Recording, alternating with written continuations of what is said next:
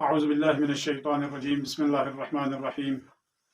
الحمد للہ رب العالمین وصلی اللہ علی سیدنا محمد وآلہ الطاہرین ولعنۃ اللہ علی اعدائہم اجمعین۔ اسلام کا سرمایہ تسکین ہے زینب، ایمان کا سلجاہ و آئین ہے زینب، یہ گلشن عصمت کی وہ معصوم کلی ہے، تطہیر میں زہرا ہے تو تیور میں علی ہے۔ معزز ناظرین محترم، السلام علیکم ورحمۃ اللہ وبرکاتہ۔ آج جناب سیدہ زینب سلام اللہ علیھا کی ولادت و سعادت کی مناسبت سے آپ تمام ناظرین محترم کی خدمت میں تہنیت اور تبریک عرض کرتا ہوں، اور اس کے بعد دعا کرتا ہوں کہ اللہ تبارک و تعالی ہمیں بھی سیرت زینب سلام اللہ علیھا پر چلتے ہوئے دین مقدس اسلام کی تبلیغ اور ترویج کی ہم سب کو توفیق عطا فرمائے۔ جناب سیدہ زینب سلام اللہ علیھا، جن کی ولادت کی تاریخ کے بارے میں مختلف نظریات ہیں، لیکن جو مشہور نظریہ ہے وہ یہی 5 جمادی الثانی ہے۔ اور جناب زینب سلام اللہ علیھا کی ولادت کے بعد جس طرح آپ کے بھائی امام حسین اور امام حسن مجتبی علیہ السلام کا اسم مبارک اللہ اور اس کے رسول کے ذریعے سے رکھا گیا، اسی طرح جناب زینب سلام اللہ علیھا کا نام گرامی بھی رسول خدا کے ذریعے اللہ تبارک و تعالیٰ کے ان کی مرضی کے مطابق آپ کا نام رکھا گیا۔ چنانچہ جب جناب زینب سلام اللہ علیہا اس دنیا میں تشریف لاتی ہیں تو جناب زہرا سلام اللہ علیہا نے امیر المومنین علیہ السلام سے فرمایا، یا علی اس بچی کا نام رکھیں سمی ہذہ المولودہ۔ تو اس وقت امیر المومنین علیہ السلام نے فرمایا، میں نے کبھی بھی کسی بھی کام میں رسول خدا سے سبقت نہیں لی ہے۔ جب رسول خدا کسی سفر پر تشریف فرما تھے، جب گھر میں تشریف لائے اور جناب امیر المومنین نے جب یہ آپ سے فرمائش کی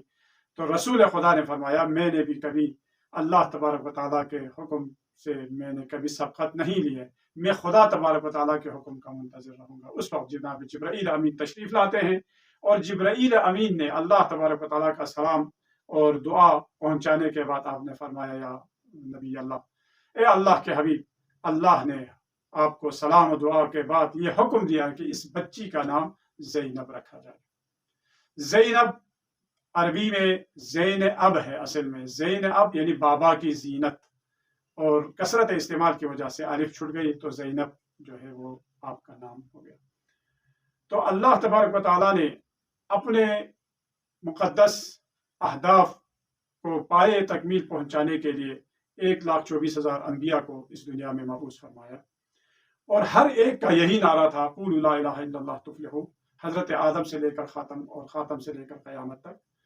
کہ لا الہ الا اللہ کا یہ پرچم جو ہے دنیا میں بلند ہو جائے، اور اس لا الہ الا اللہ کا اس دین کو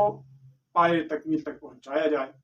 اس کے لیے بہت ساری قربانیاں اللہ کے انبیاء اور اولیاء نے دی، کہ جتنی قربانیاں انبیاء الہی نے دی ہیں اور وہ پوری تاریخ جو ہے اس سے بھری ہوئی ہے، اور انہی انبیاء الہی کے جو اہداف تھے ان اہداف کو بچانے والا امام حسین علیہ السلام، اور امام حسین علیہ السلام کی شہادت عظمیٰ، جس کے ذریعے اللہ کے 1,24,000 انبیاء کے اہداف کو آپ نے بچا لیا۔ اگر امام حسین نے اپنی شہادت عظمیٰ پیش نہ کی ہوتی تو انبیاء الہی کا جو اہداف تھا وہ ختم ہو جاتے، اور امام حسین علیہ السلام کی شہادت عظمیٰ کا جو نتیجہ تھا، اگر جناب زینب کبری نہ ہوتی تو وہ بھی اس حد تک پوری دنیا میں نہیں پھیلتی۔ اسی لیے فارسی شاعر کے فرماتے ہیں کہ اگر زینب نہ ہوتی تو یہ کربلا کا جو ہدف تھا اسی کربلا کے اندر ہی وہ دفن ہو جاتے چاہیے۔ اگر زینب کبری جو ہے نہ ہوتی تو اس وقت امام حسین کا ہدف جو ہے وہ وہیں پر ختم ہو جاتے۔ لہٰذا زینب کبری نے جو رسالت کا کام جو انجام دیا، کہ آپ نے پورے یعنی کوفہ و شام کو فتح کیا، اور فتح کر کے امام حسین کا مشن جو ہے اس پوری دنیا میں آپ نے پھیلائی۔ تو امام حسین علیہ السلام کے لیے یہ شریکت الحسین کہا گیا۔ شریکت الحسین یعنی امام حسین علیہ السلام کے تمام اہداف میں جناب زینب کبری سلام اللہ علیہا برابر کے شریک ہے، بلکہ اس سے بھی زیادہ۔ امام حسین علیہ السلام تو عصر عاشور تک ہے، لیکن اس کے بعد جو اسلام کی جو تبلیغ تھی، پوری دنیا کو جنہوں نے اسلام کی تبلیغ کی وہ جناب زینب کبریٰ سلام اللہ علیہ کی ذات ہے۔ جناب زینب سلام اللہ علیہ کی عظمت کے لیے یہی کافی ہے کہ آپ کا نام مبارک اللہ تبارک و تعالیٰ کے حکم سے معین ہوا، اور آپ رسول خدا صلی اللہ علیہ وآلہ وسلم کی اولاد میں سے ہیں۔ ان کی مصیبت میں رونا امام حسین علیہ السلام کی مصیبت میں رونے کے برابر کا ثواب ہے۔ جب بھی امام حسین کی خدمت میں آپ جاتے تو امام حسین علیہ السلام آپ کی تعظیم کے لیے اپنے جگہ سے کھڑے ہو جاتے اور اپنی جگہ پر آپ کو بٹھاتے۔ علامہ محمد کاظم قزوینی لکھتے ہیں کہ زینب میں تمام شرافت اور افتخار اور عظمت کے اسباب پائے جاتے ہیں۔ اگر قانون وراثت کے اعتبار سے دیکھا جائے تو آپ کی ماں کے سوا دنیا کی کسی بھی خاتون کے لیے وہ شرافت حاصل نہیں جو جناب زینب سلام اللہ علیہ کے لیے موجود ہے۔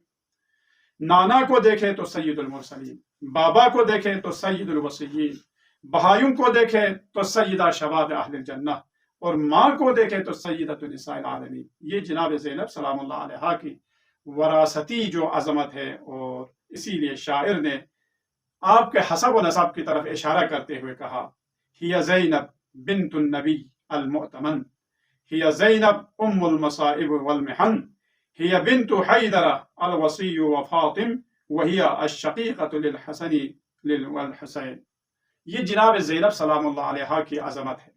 مشکلات اور سختیوں کے مقابلے میں صبر و استقامت، اور خونخوار دشمنوں کے مقابلے میں شجاعت اور دلیری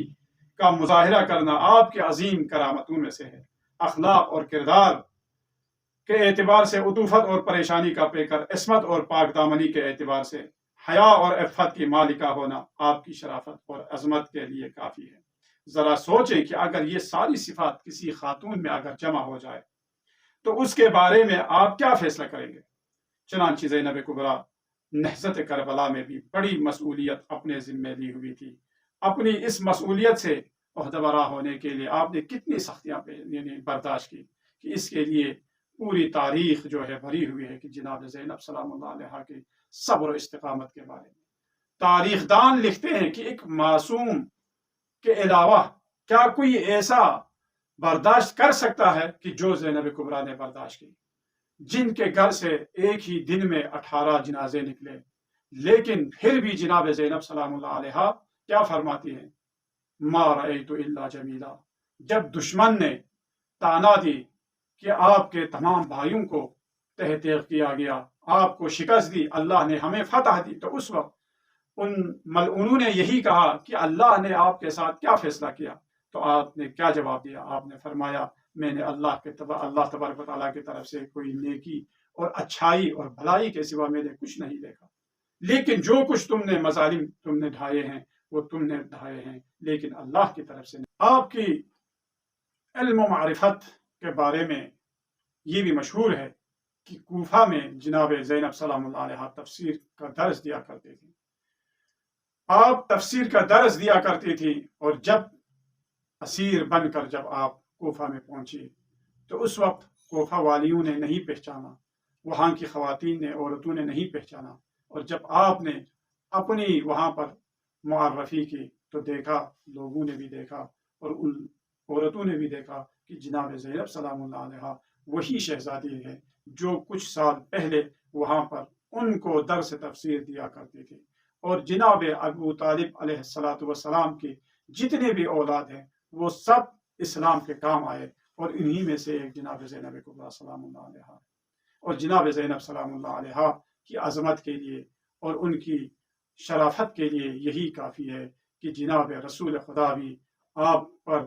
فخر کرتے ہیں اور آپ پر گریہ بھی کرتے ہیں، اور آپ کے لیے آپ کی ماں فاطمہ الزہرا سلام اللہ علیہ نے اس طرح آپ کو تربیت دی کہ جناب فاطمہ الزہرا کی ساری اولاد اسلام کے کام آئے، اور جناب فاطمہ سلام اللہ علیہ کی یہ بیٹی جو فاتحہ شام اور کوفہ بھی ہے، اور پوری دنیا میں آپ اسیر بن کے نہیں بلکہ آپ نے دشمن کو اسیر کر دیا، اور دشمن کو اسیر کر کے آپ نے مقدس دین مقدس اسلام کو لوگوں تک پہنچایا، اور معارف اہل بیت کو لوگوں تک پہنچایا، اسلام کی حقانیت کو لوگوں تک پہنچایا، اور امام حسین علیہ السلام کی حقانیت کو لوگوں تک پہنچایا۔ یہ جناب زینب سلام اللہ علیہ کے وہ کارنامے ہیں جس کو ہم اس مختصر وقت میں مدت میں ہم بیان نہیں کر سکتے۔ انہی کلمات کے ساتھ ہم دعا کرتے ہیں کہ پروردگارہ ہم سب کو جناب زینب سلام اللہ علیہ کی سیرت پر چلنے کی توفیق عطا فرما، اور ہمارے ماں بہنوں کو ان کی سیرت پر عمل کرنے کی